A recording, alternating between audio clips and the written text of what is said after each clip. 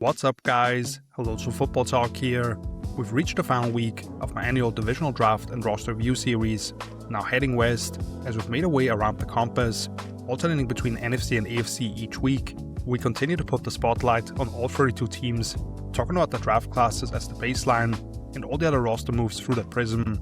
If you're on board here for the first time, how these videos are structured is that we go through every single player selected by the 4 teams in each video, discuss the potential new role/fit, what the depth chart may look like otherwise, and how things are coming together, with a quick summary for each team at the end of those. At the end of each video altogether, rather than doing draft grades, I simply rank the 4 draft classes against each other based on how much I liked what they did within the general approach of roster construction. As I always say, even for me having gotten eyes on like 400 prospects, there's no way around a few guys getting selected off the board, so to speak. And on those 3 or 4, I'll simply hand out a few key infos before we transition to the next name. Also, let me note here that I'm recording this about 10 days in advance in case anything happened in the meantime that would be relevant for this discussion. Just real quick before we dive in, if you enjoy this content, please hit the thumbs up and maybe also the bell if you want to see/hear more from me. Basically, every week I release either a video or article, including pretty much all off-season. The link to my site, helloswithfootballtalk.com, for all my content, and timestamps for the 4 teams discussed today are down below in the description. Let's start alphabetically with the Arizona Cardinals, who straight up made exactly 1 pick in every round, pretty much on top of it. In round 1, third overall, Myles Garrett, the running back from Notre Dame. Second round, 34th overall, Chase Besantis, interior offensive lineman, Texas A&M. Third round, 65th overall, Carson Beck, quarterback, Miami. 4th round, pick 104, Caleb Proctor, interior defensive lineman, Southeastern Louisiana. 5th round, pick 143, Reggie Virgil, wide receiver, Texas Tech. 6th round, 183, Carson Schurrah, linebacker, Iowa. And finally, in the 7th round, pick 217, Jaden Williams, offensive tackle, Ole Miss. Jeremiah Love was clearly the number 1 back in his class, and in a tier with some of the other top guys we've seen selected in this range, has those lightning quick feet, and although he brings adequate mass, that more narrow build does allow him to dodge through narrow creases and put the defense in pursuit mode as soon as he clears the line of scrimmage, because he can kill angles to hit home runs with that 4.36 speed. It also packs some wicked jump cuts, excellent contact balance to bounce off glancing shots, and such determination to turn out tough yards with no reservations about charging into crowds in short yardage situations. I wouldn't call it brute force, or I'd expect him to plow for one half of a D-tackle necessarily, and his movements can feel a little herky-jerky, dancing in the backfield when he doesn't have space. But of course, he does give you a legit extra receiver on the field, for as overused as that classification may typically be, with the easy separation and ball skills to go along with having continuously improved as a pass protector. Yet for as much as I like the player, who was exactly third on my big board as well, I just don't think they had the luxury of going running back here. While they don't have a quarterback figured out at all, the roster is still a work in progress, and with the state of that room specifically, where you have James Conner coming off another brutal injury unfortunately, but Trey Benson was a day 2 pick that has shown some flashes. They handed Tyler Algier over $12 million for the next 2 years. We can talk positional value and all kinds of stuff here, and I think new head coach Michael Fleur could really utilize Love in so many fun ways. But for a team that just picked this high, does it feel right to anyone that they're basically paying the running back room twice as much money as all but one other team in the league? I just can't get on board with that. But let's move on to someone who will make that investment look better. That's Chase Besantis, the Texas A&M guard, who's light out of his stance, can wash people down in the zone run game, and allow runners to cut off his backside, but also flies out to the second level for longer ventures. Although his pad level into first contact with defensive linemen could be better, and he needs to work on getting his place at foot down a little quicker, brings those boxing skills to stun and throw off interior pass rushers. And he has highly impressive recovery skills, whether he's re-anchoring against power after getting caught in bad positions, or opening up the hips and guiding rushers off track after getting to the edges of his frame. But he does put himself into those positions too frequently at this point, by getting onto his toes and overextending. Guard was definitely an area of concern for Arizona last season, but now with Besantis and long-term veteran Isaac Samalu having signed a 3-year deal at just over $10 million annually, you feel a lot better about that group to go with your throw-hole sandwich between the two, and they could really make that wide zone-centric system under LaFleur work to give the special rushing talent lanes to work with. Then after more than 50 picks went by, since Alabama's Ty Simpson became the shocker of round 1 with the Rams, and we'll get to them here next, Arizona does tap into QB3, but it's Carson Beck from Miami, who was a 3-year starter at Georgia, where he was viewed as a potential top 10 pick for 2024 already, fell off a little bit, but did re-emerge by leading Miami to a national title game appearance. big pocket passer who effortlessly creates velocity, throws a beautiful spiral to a spot for his receivers to run under when he needs to pull them away from coverage,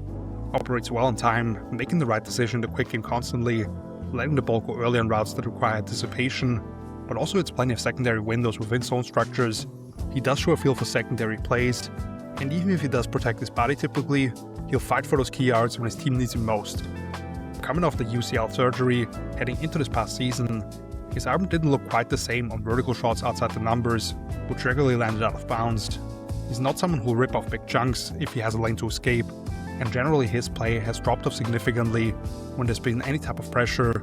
losing his wherewithal and putting the ball in harm's way. The Cardinals are paying Gardner Minshew nearly $6 million this year after releasing Kyler Murray, but are currently in a bit of a contract standoff with Jacoby Brissett, who understandably wants starter money if that's his designated role. But if that's not cleared up, and I don't view them as a team that prioritizes winning as much this year anyway, especially since they'll benefit from having as high a pick as possible in 2027, when they hopefully find the long-term answer, do they just throw back out there and see what they have? He makes some bad decisions, but he can play. I at least threw a little bit of cash on him at 50-1 to win Offensive Rookie of the Year right after that selection, just because he's the only other quarterback than Fernando Mendoza at first overall, whom we extensively see the field, even if I don't consider him that type of talent.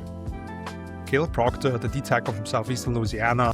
who even coming from a smaller school, is a prototype penetrating free technique who can shoot into the backfield and wreak havoc,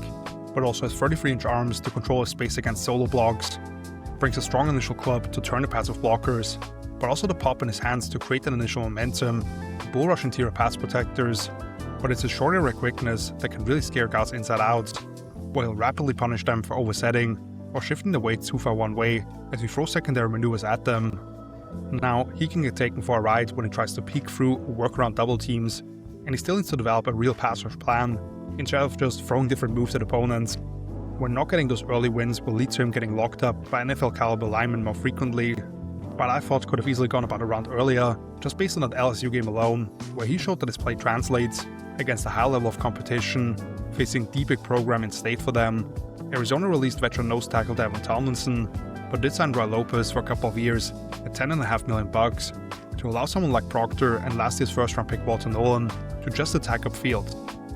We'll speed things up quite a bit here for these last three. Reggie Virgil, the Texas Tech wide receiver, put together an impressive Senior Bowl week with the shorter footwork to win in the phone booth, aggressively works back down the ladder in order to not see his routes get undercut, and can access another gear when the ball seems to be laid out too far in front of him.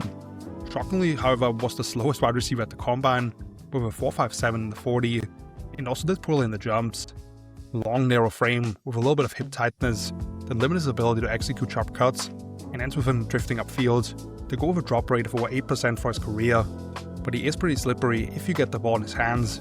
Still a little early for me, but considering his teammate Caleb Douglas was pretty much right there with him, yet went 70 picks earlier, I don't hate it. The Cardinals basically swapped out Greg Dortch for Kendrick Bourne in free agency, who gives them a little more in terms of an outside presence and allows them to maybe move around the other pieces some more. Carson Terrell, the Iowa linebacker, I didn't do a full eval on, but looked like he was stuck in quicksand and a couple of steps behind throughout the one-on-one coverage session against running backs and tight ends at Shrine Bowl week.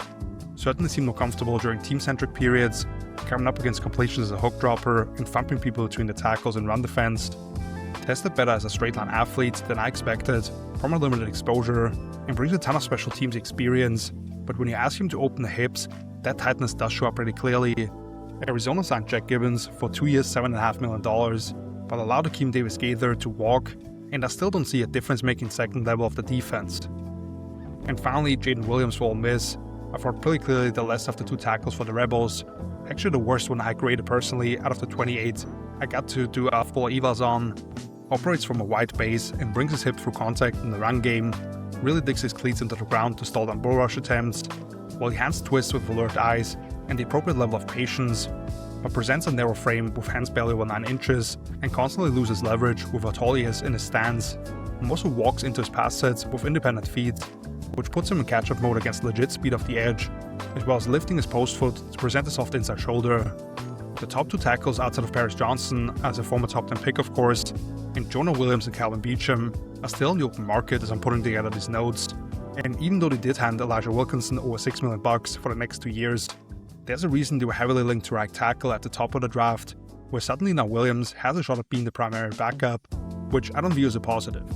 With the release of quarterback Kyler Murray and the firing of head coach Jonathan Gannon, Arizona pretty clearly is signaling to us that they're willing to acknowledge a rebuild phase, with GM Monty Ossenfort still around to handle the operation, which the players he selected you can quibble with, but I think generally has done a good job of maneuvering up and down the boards in a way that has benefited them in terms of value. Probably we're not putting the Jeremiah Love selection at number 3 on him, because that goes against what I just said in terms of where they are team building wise, as it appears that the owner Michael Bidwell clearly got involved here and said that's the guy he wants. But certainly that clouds everything else, since I just fundamentally disagree with this being a smart approach to take when you're not ready to maximize the talent on a rookie deal, and if they give him like 350 touches this season, it's a fun thing for the fans that he brings to the stadium, but ultimately they feel somewhat wasted, because he's likely doing it for a team that hopes to pick early enough next year to get the quarterback of the future, which the Carson Beck thing plays into, where I wouldn't have had a problem sneaking into late day 2, maybe for a team that wants to add some competition, but has a legit starter. Jacoby Brissett isn't even showing up to the building right now, your right tackle situation is still a mess, which you're probably not addressing up high in the 2027 draft now.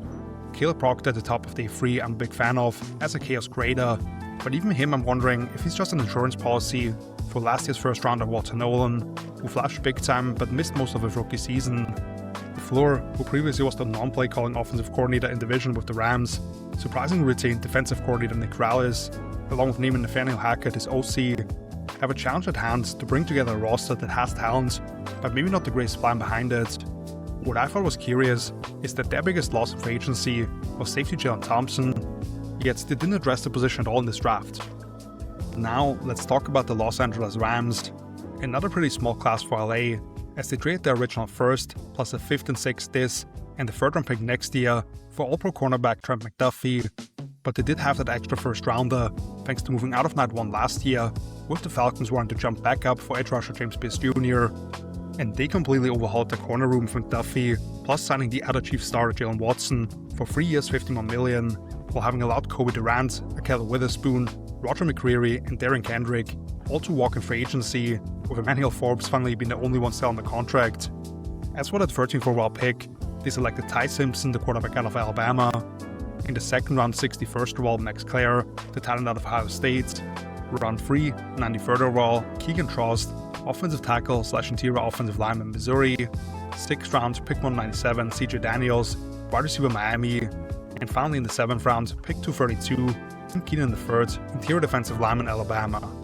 Simpson obviously was the shock of night 1, where it felt like a 50-50 proposition that he'd sneak into the late 1st, potentially in a trade-up scenario, since he's only a 1-year starter who was immediately a team captain and performed at a high level, but then fell off pretty dramatically over the second half of the season when he was dealing with gastritis and getting banged up. The people at Alabama have described him as a football junkie, and it shows in his command at the line of scrimmage, his processing speed to exhaust all his pure aggressions, the Kalen DeBoer and Ryan Grubb believe in, winning with anticipation and accuracy, he's clean in his drops and general throwing mechanics, with a consistently compact release, and being able to get his cleats on the ground to get the ball out quickly, understands when to slide or drift away from pressure, to maintain a clean throwing platform, and clearly has some elusiveness to him to escape the pocket and pick up crucial yards as a scrambler when needed, but relatively small and more to an average arm for an NFL starter, which limits his range if he can't step into throws, was asked to deliver the ball on the line from one hash to the opposite sideline, and he'll benefit from being more subtle in his pocket movements, responding to pressure, and finding ways to get rid of the ball when the play isn't there, instead of inviting sacks. So I didn't think he was quite worthy of going this high, with late 1st, early 2nd being that sweet spot for him, even if this quarterback class beyond Fernando Mendoza at number 1 definitely pushed him up a bit. But more importantly, I just can't get on board with the idea of a team with the reigning MVP in Matt Stafford, even if there's concern heading into every season by now, including last when he was dealing with back issues again, although he didn't miss any time. How close they were to the number 1 seed, with that insane 2-point play up in Seattle, and then winning at their house nearly yet again in the NFC title game, to not add one more piece that can contribute immediately to help push them over the top. Early on, I felt like this was the first time that head coach Sean McVay and general manager Les Snead were aligned, which seems like was more of a weird presentation of the following press conference, but considering that any quarterback on the open market, and we see guys like Sam Darnold, who we just watched win a Super Bowl in their own division almost every year, would want to play for Sean once Matt does finally hang him up, I just don't get it. With Jimmy Garoppolo seemingly on track to retire, Ty is now officially competing with Stetson Bennett for the backup job, and I believe he could become a quality starter, but the hope is that he can win another ring in the next couple of years, and they just had to hand Stafford a fat 1-year extension, probably to smooth things over. They went tight end next year with Max Clare from Ohio State, whose receiving totals dropped last season in comparison to his time at Purdue, due to playing alongside the 4th overall pick Connell Tate, and arguably the best player next year's draft at receiver. But I saw improvements as a run blocker, particularly in zone concepts, executing backside cutoffs, and peeling off combos for linebackers. It gives you a vertical component up the seam, the sudden agility to maneuver around traffic against zone looks, finding space within those, and slightly nudging off guys trying to crowd him at the top of the routes. And he always seems to be working towards the ball, great focus as windows are closing down, and sharply turns up the field once the catch is secured. If you leave him one-on-one regularly with edge defenders, he can get driven backwards or pulled forward as he leans into contact, and he needs to work on adjusting to certain throws, as well as his ball security, with rather small hands not helping him. Somewhat surprised that they go tight end yet again in round 2, after selecting Terrence Ferguson in this range last year, with veterans Colby Parkinson and Tyler Higbee still on for another year, even for as much as they popularized those 13 personnel sets last season. Claire was my tight end 2, and the value was fine for me, but yet again, how much of an impact is he making in 2026? Keegan Charles, the offensive lineman from Missouri, is a 7th-year senior with 42 starts between 4 different schools, who made first-team All-SEC in 2025, a barrel-chested tackle with the dense build to transition inside, with excellent upper body and overall play strength, efficient footwork and works up through contact as a run blocker, while climbing off combination blocks with the desired timing, understands where his landmarks are in pass protection, packs a commanding stab with the outside hand, and keeps his cleats in the ground with consistent width of his base to handle the bull rush. But his relatively short arms and small hands, with awkward explosion into contact, and his pass sets were sufficient for the college level, but he'll have to adapt an actual kick slide to survive against NFL speed off the edge, and operate with more of a flat back, while his reactionary agility is subpar. So the Rams like these big bodies on the edges of the O-line, but I thought Trost may ultimately be better suited to slide into guard. This was after a stalwart at right tackle and Rob Havenstein retired this offseason, so I actually mocked Spencer Fano to them at pick 13, who wasn't actually available anyway, but there were possible upgrades over Warren McClendon, whose rookie contract runs up next year after doing an admirable job stepping in this past season prior to a pretty rough playoff stretch. CJ Daniels, the Miami wide receiver, displays a natural feel for the position and applying different gears within his routes to go with some veteran savvy already in how he leans into DBs and creates openings, catches the ball with unwavering focus, just 2 drops out of 94 possible these past 2 years combined, nearly a 76% success rate in contested situations, and no nonsense after the catch.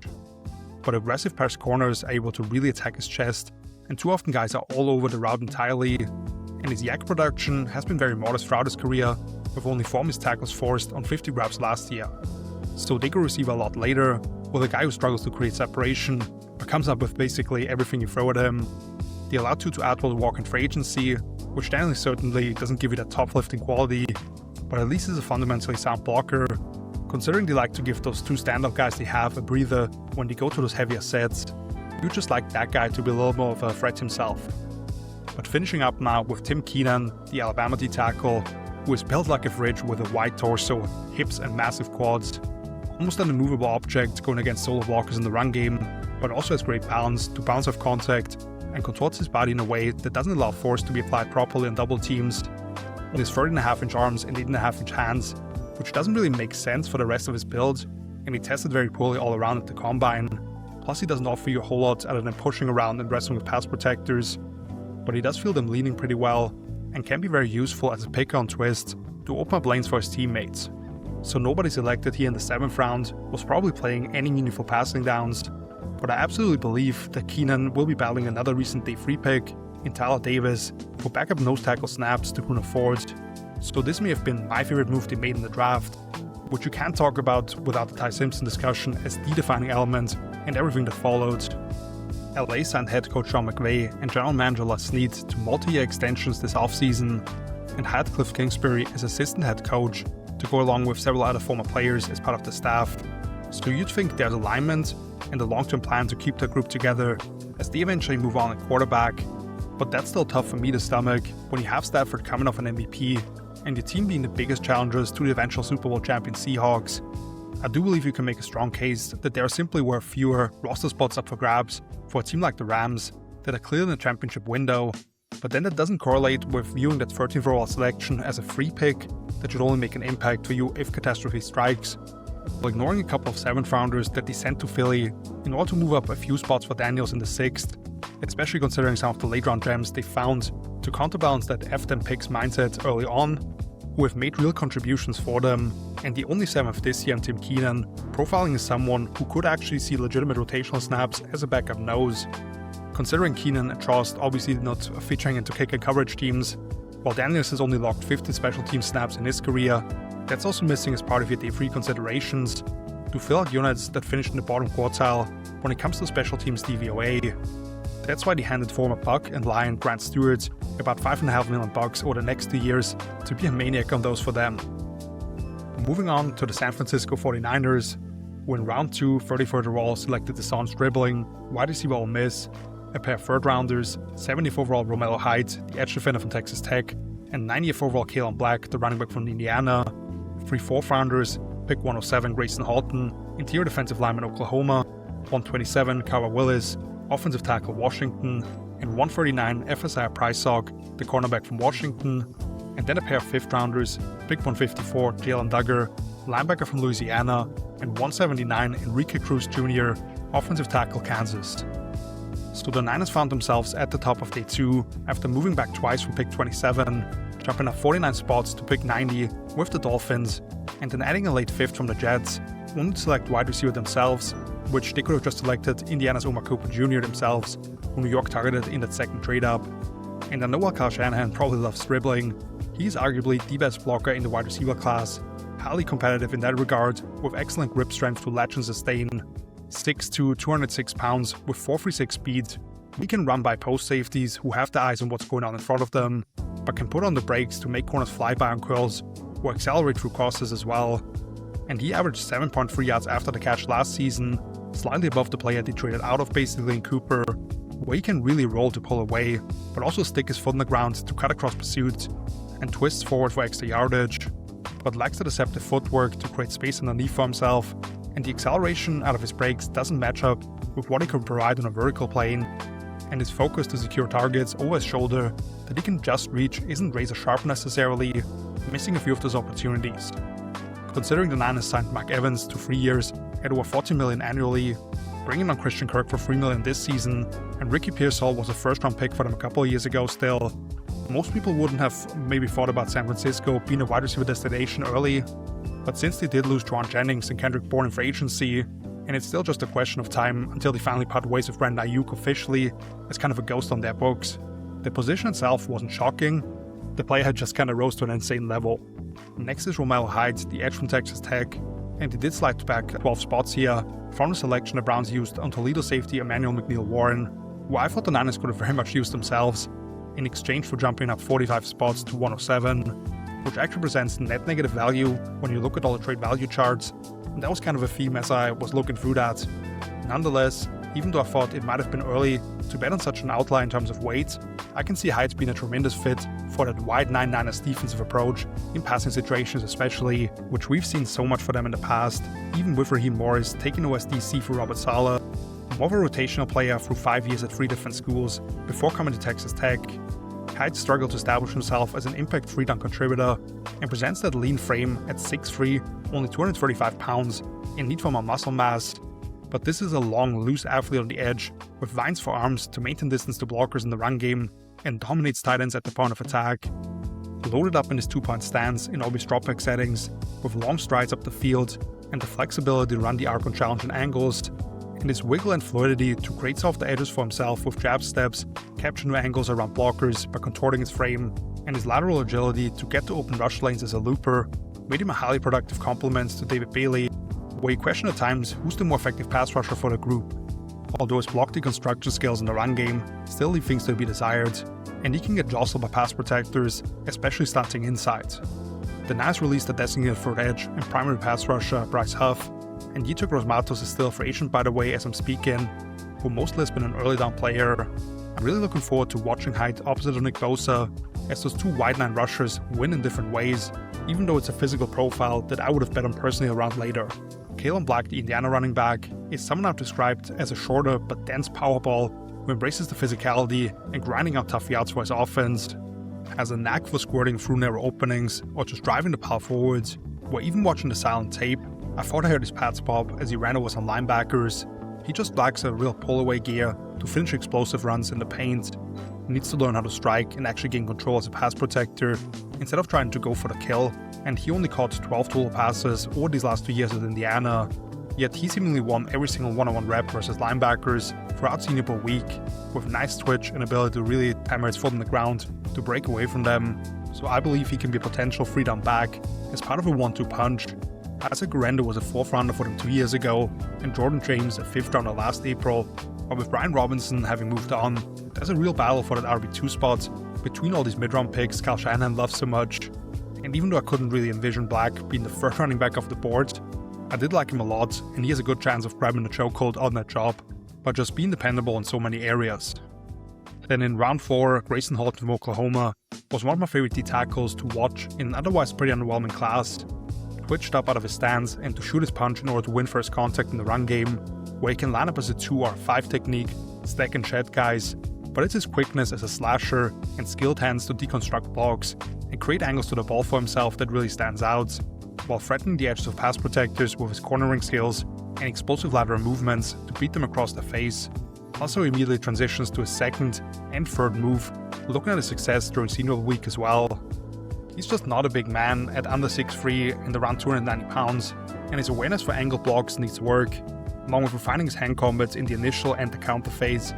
Jordan Elliott and Khalil Davis signed elsewhere in free agency for a combined $10 million. While they didn't bring on anyone else on the market, they did of course send a 3rd round pick to Dallas for Osa Odigizua, who should clearly earn one of those starting gigs, while last year's rookies Alfred Collins and CJ West should both feature in pretty prominently. Horton to me gives them the most splash potential as a disruptive force, penetrating or slashing across gaps. Kyle Willis, the Washington offensive tackle, applies violent force to the armpit or side of edge defenders to kick them out of the club on the front side of run calls as he accelerates his feet through the target. Does well to frame rushes off the edge, keeping his mitts inside and locking guys up to great success. Operates with the ankle flexion and the widened base to slow down the charge of power rushers, and strong enough to take inside moves off track. Already has to work to keep 300 pounds on his frame, and his arm speed in 32.5 inches isn't optimal either, making him a target for ball and pull moves, and generally a little heavier on his toes, where he can slip off 2nd level targets. San Francisco basically swapped out Spencer Burford for Verdarian Lowe in free agency, who both are college tackles primarily, but have been better suited at guard in the pros. I mocked the tackle to the Niners in the 1st round, because even though Willis was viewed by some as a transition candidate inside, it's him and the other 5th round rookie that we'll get to in a little bit as the only other 2 options there.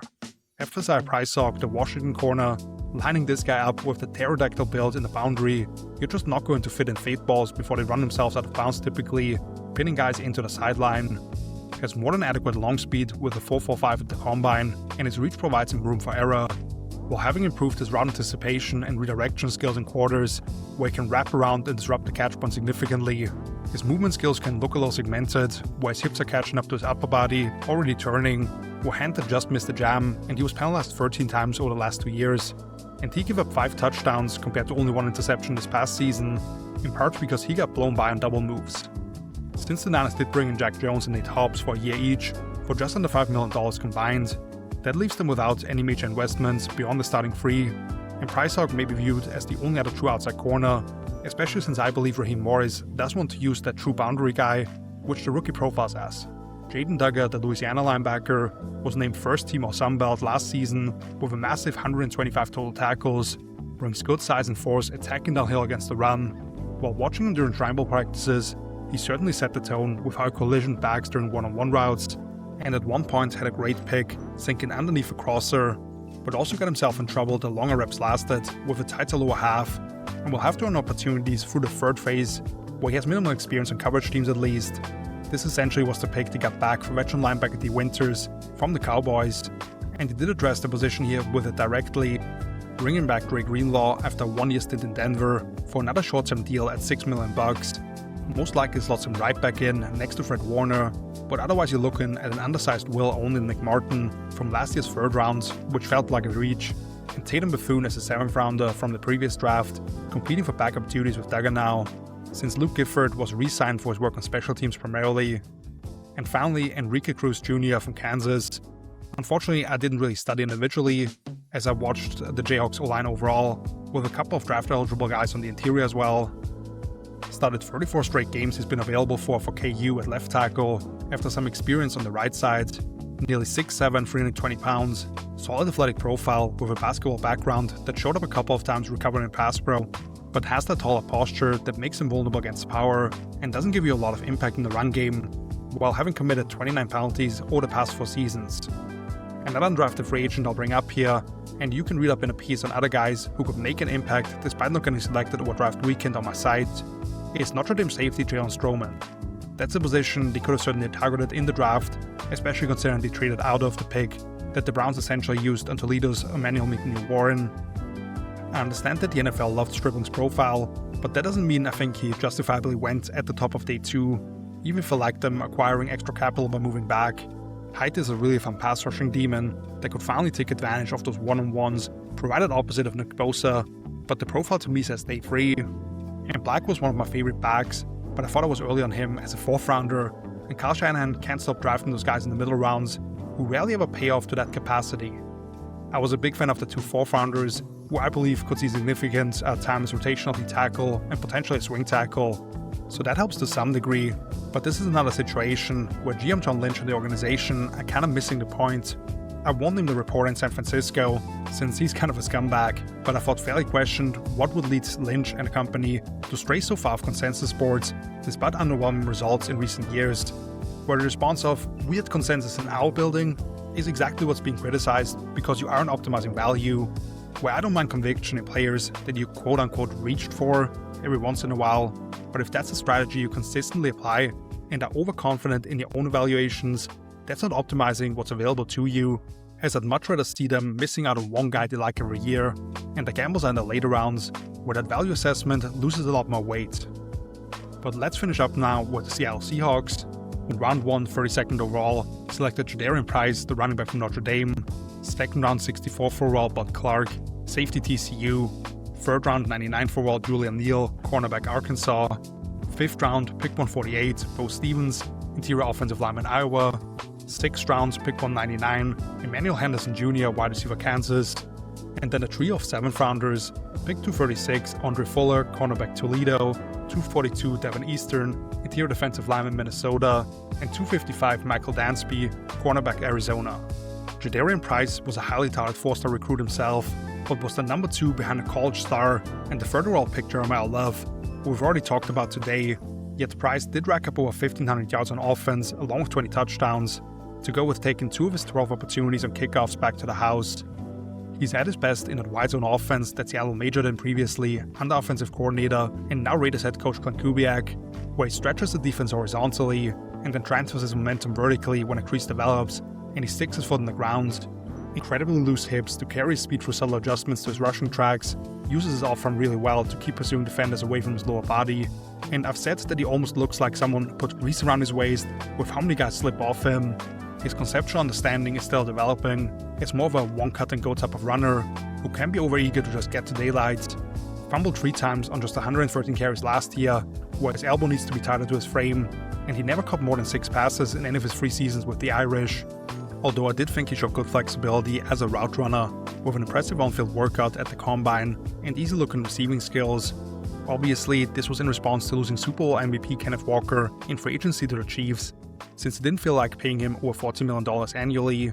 and the only other back they brought in was former Packers backup Emmanuel Wilson for a year at $1.6 million, so with Zach Charbonnet likely missing a couple of weeks at least, coming off the torn ACL in the divisional round, this could be Price's backfield, and he may not surrender opportunities once he gets a chance to finally be the featured guy. Maybe a tad early for a player that has never handled a full workload, but considering the lack of depth for his running back class, it's much easier to justify this. Next is Bud Clark, the TCU safety, who's a 6th-year senior with the ball production that rivals just about anyone in the country, with 15 interceptions and 21 PBUs over the last 4 seasons combined. optimally positions himself between vertical routes as a deep zone defender with enough range, quality angles and ball skills to punish quarterbacks. Very patient in man coverage with plus route anticipation. His film habits clearly show up across his tape. He's natural going through his transitions, and even when caught a step behind, doesn't get antsy as he's reacting to the break. And his experience shows in IDing the action and supporting the run from depth, while being a reliable open field tackler with that wrap and roll technique. Clark was unnecessarily grabby down the field last season, getting flagged 7 times, in part because he'd be a bit late to actually flip and run, gets stuck on blocks by slot receivers too often, and he will be 24.5 years old when his rookie season starts, with missed time due to injuries in 3 of 6 seasons with the Horned Frogs. I look at him as pretty much a perfect replacement for Kobe Bryant, who went to Chicago on a pretty substantial deal in free agency, as the safety in 2L looks who they prefer to rotate to the deep post, due to his instincts and playmaking ability for that role. Yet then he also gives you a little more matchup capability if you want to put him over tight end in certain spots, especially in case Nicky Manwari missed a game or two, even with Kobe having been a corner in college. Julian Neal from Arkansas is a long athletic outside corner at 6'3", 200 pounds, who has continued to ascend as his playing time has increased, able to crowd receivers early in the route and stay sticky throughout, regularly riding guys into the sideline, well coordinated in his lateral movements with quality short area burst, to go with a large wingspan and feistiness at the catch point and zone assignments, and his discipline with contain in the run game. Generally too upright, and his quick-footed wide receivers immediately put him in catch-up mode when he misses the jam and press, and he struggles to turn and locate the football when it hangs up in the air as he's face-guarding opponents. Seattle brought back Josh Jobe on a rather team-friendly 3-year $24 million deal, but allowed Rick Woolen to move on to Philadelphia. So as much as they majored in a big nickel set, with then rookie Nicky Manwari being the skeleton key to make it all work, they needed some more help if they went to more traditional free corner sets. That also unlocks Devin Witherspoon with how much we saw him affect the Super Bowl as a blitzer from the slot, especially since Noah Benagany had been the only other guy they signed there, and he's never established himself as a real part of a rotation even. Neal gives them a similar size and overall profile to Woolen. Bo Stevens, the guard from Iowa, which might have involved the first direct trade of a pick this year for one in next year's draft, shipping the 4th rounder to Cleveland in exchange. This is an experienced redshirt senior guard at 6'6", 315 pounds, who was recognized as a first-team All-American this past season, comes out of his stance with great paddle for that height, showing quality angles, urgency and balance as a run blocker,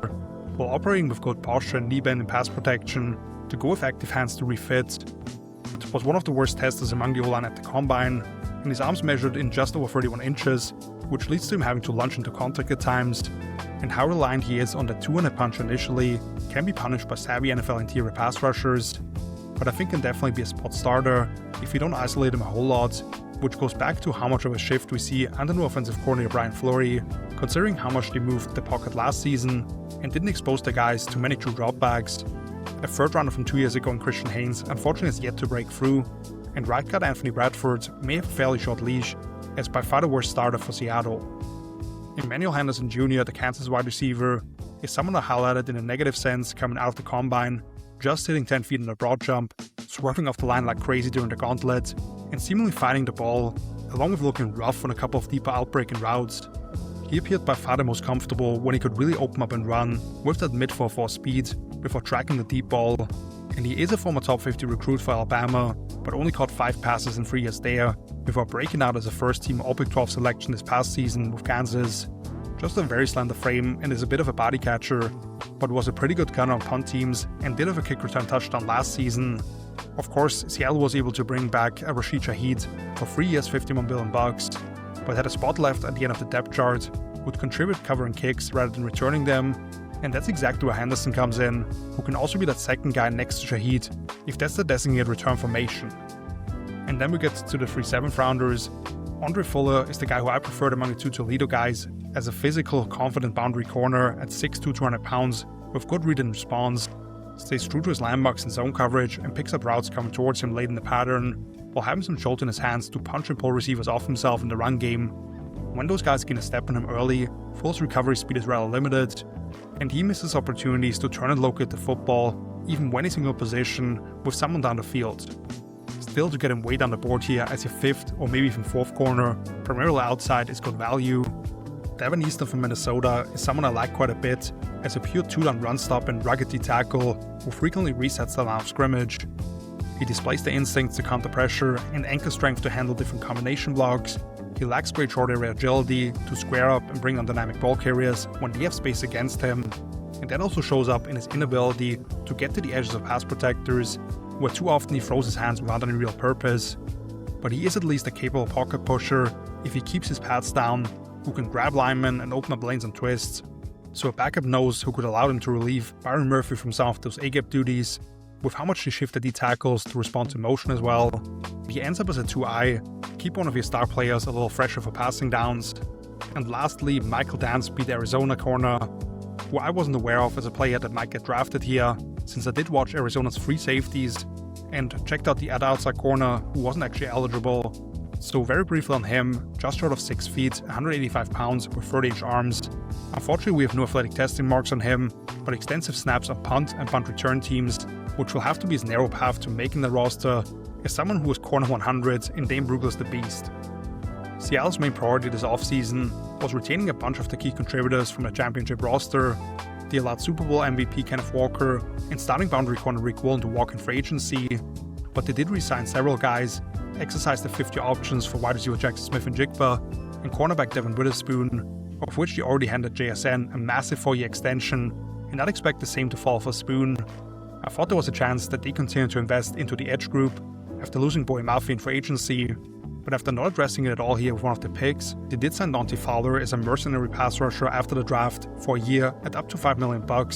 As far as the picks they actually made, although I might have preferred them to look for a trade-down partner and still likely get Jadarian Price a few spots later, since they didn't own a 4th-round pick,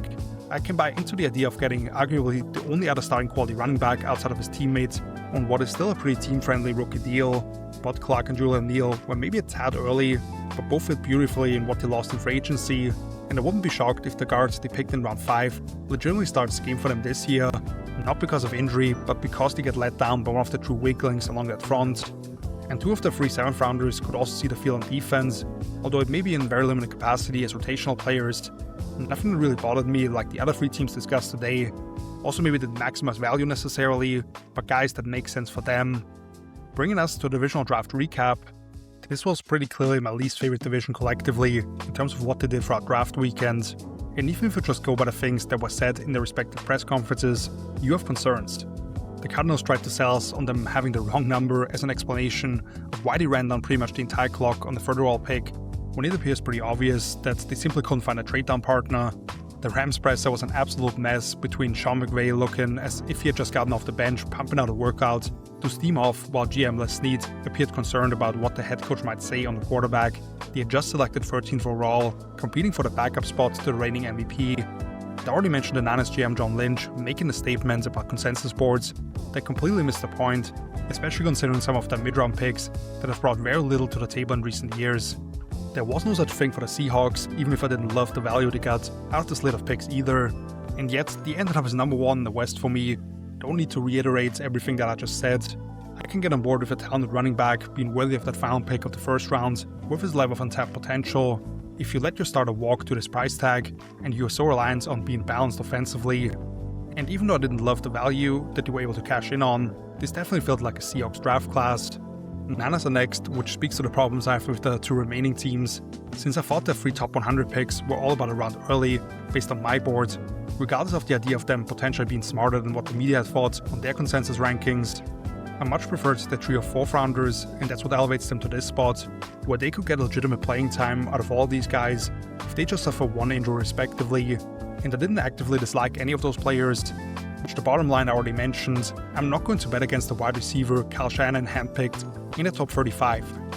I put the Cardinals 3rd, where once again I just don't see them being in position to maximize Jeremiah Love on a rookie deal, especially considering what type of money they had already tied up into that room. Carson back at the top of the 3rd isn't egregious in a vacuum, but is he starting a good portion of your season because you're already focused on next year, or what really is the plan there?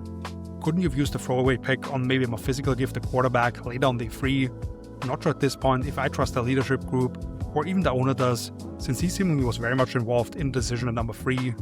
And I'm gonna have to put the Rams last. Can Ty Simpson be good enough to pay off that 13th overall pick? I don't think his profile validates that, but that's not even the point here.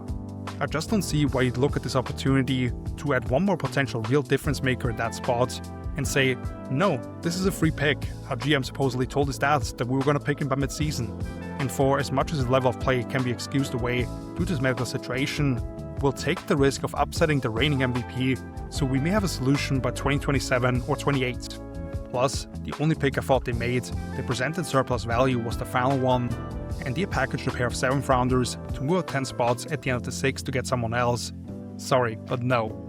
Yet, that brings us to the end of this video. Thank you so much for watching. If you enjoyed this breakdown, I'd very much appreciate if you left a like and subscribe for future episodes. I'm not happy that I had to finish on a bit of a downer, but I had some issues with how this division approached the draft collectively, which is too bad considering 3 of those teams won 12 plus games last season. I promise the tone will shift into a more positive light when I'm back later in the week with the final iteration of the series, the AFC West. In the meantime, you can check out the other 6 divisions already posted. Feel free to let me know your thoughts in the comments, and maybe if you have a couple of off-season content ideas. As I'm finishing up these notes, I don't have the summer fully mapped out yet, outside of a few other yearly fixtures, so happy to listen and having you back in a couple of days hopefully. So until then, see you later. Peace!